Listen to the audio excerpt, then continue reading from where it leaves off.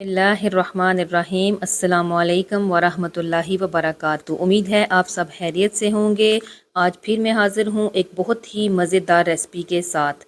आज की रेसिपी है सर्दियों की सौगात साग। बहुत आसान और मज़ेदार रेसिपी है और बहुत ही जल्दी बन जाती है। तो आइए इसकी रेसिपी की तरफ चलते हैं। तो सबसे पहले हम साग को कट कर लेंगे। सरसों का साग मैंने इसके लिए लिया है, मेथी ली है और ली है साथ ही पालक। जितनी जो होगी सरसों का साग होगा उसका आधा हमने मेथी और फिर उसी का आधा ही हमने लेनी है पालक। तीनों चीज़ों को अच्छे से धो के अब मैंने गलाने के लिए रख दिया है। सिर्फ नमक मैंने इसमें ऐड किया है।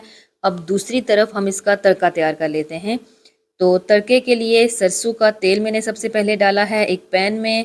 साबुत ज़ीरा 1 टीस्पून, 3 मैंने इसमें साबुत ड्राई मिर्चें डाली हैं सुर्ख कलर की। इससे खुशबू और टेस्ट दोनों बहुत मज़े के आते हैं। 2 फूल मैंने लिए थे लहसुन के और छोटा सा टुकड़ा लिया था अदरक का। उनको लंगरी में मैंने अच्छे तरीके से कूट लिया था। लंगरी में कूटने से क्या होता है कि इसकी खुशबू और इसका जायका बहुत ही मज़े का आता है। अब जो है वो जब इसका कलर थोड़ा सा जो है वो ब्राउन होना शुरू हुआ है तो मैंने इसमें ऐड कर दिया है टमाटर। एक छोटे से साइज़ का टमाटर था वो मैंने इसमें ऐड किया है। अब हमने इन तीनों चीज़ों की थोड़ी सी भुनाई कर लेनी है, लेकिन इस बात का ध्यान रखिएगा कि जो है ये तीनों चीज़ें जलनी नहीं चाहिए। अब हमने इसमें थोड़ा सा पानी ऐड कर देना है ताकि जो है वो हमारी ये मसाला जो हम तैयार कर रहे हैं ये जले ना। तो इससे क्या होगा कि थोड़ा सा सॉफ्ट हो जाएगा लहसुन अदरक भी और टमाटर भी थोड़ा सा गल जाएगा। अब हम इसमें मेन चीज़ जो इस साग की होती है वो होता है आटा। आप चाहे तो इसमें गंदम का आटा शामिल करें, मैं गंदम का आटा ही शामिल कर रही हूँ। आप इसमें मकई का आटा भी यूज़ कर सकते हैं। तो ये आपके ऊपर डिपेंड है, मकई का आटा होगा या गंदम, दोनों का टेस्ट आपको बिल्कुल सेम ही आएगा।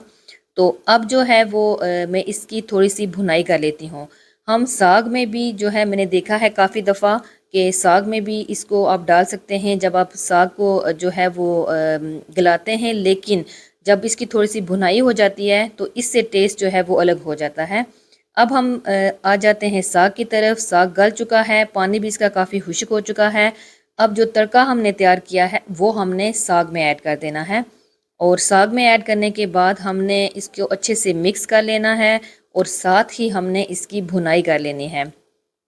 अच्छा, इस स्टेज के ऊपर मैं आपको बताऊं तो आप इसमें जो कुटी हुई सुरख मिर्चें होती हैं वो मज़ीद इसमें ऐड कर सकते हैं और जो है इसके अलावा आप इसमें जो है वो मज़ीद अगर मसाले वगैरह डालना चाहें तो वो भी ऐड कर सकते हैं, लेकिन मैं इसमें मज़ीद कोई मसाले ऐड नहीं करूँगी और सब्ज़ मिर्ची में इसमें ऐड करूँगी। नमक मैंने थोड़ा सा इसमें और शामिल किया है क्योंकि नमक हमने सिर्फ थोड़ा सा स्टार्टिंग में ही ऐड किया था।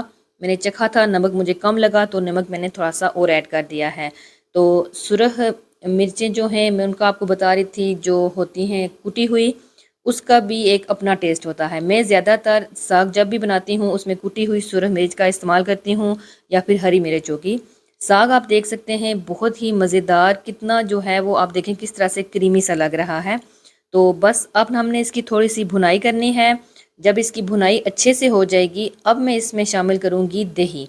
तो 3 टेबल स्पून हमने जो है इसमें दही के डालने हैं।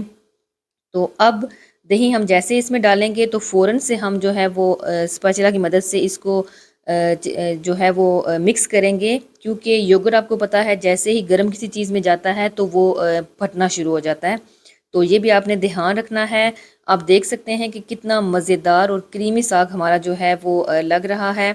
बस आंच अब मैंने बिल्कुल स्लो कर दी है। थोड़ा सा जो है वो तेल अलग होगा तो हमारा साग बिल्कुल रेडी है। तो आपने ज़रूर मुझे बताना है और ट्राई करना है और मुझे बताइएगा कि आपको मेरी ये रेसिपी कैसी लगी। मैंने मकई की रोटी इसके साथ बनाई थी। आप भी इसके साथ पराठा भी खा सकते हैं, मकई की रोटी भी खा सकते हैं और ऊपर से मैंने इसके ऊपर डाला था देसी घी थोड़ा सा। और आप चाहें तो अगर आपके पास जो सफ़ेद बटर होता है, मक्खन, वो भी आप इसके ऊपर डाल सकते हैं। तो बहुत ही मज़ेदार हमारा साग सर्दियों की सौगात रेडी हो गया है। लस्सी के साथ आप इसको एंजॉय करें। मुझे दुआओं में याद रखिएगा, अपना बहुत ख्याल रखिएगा।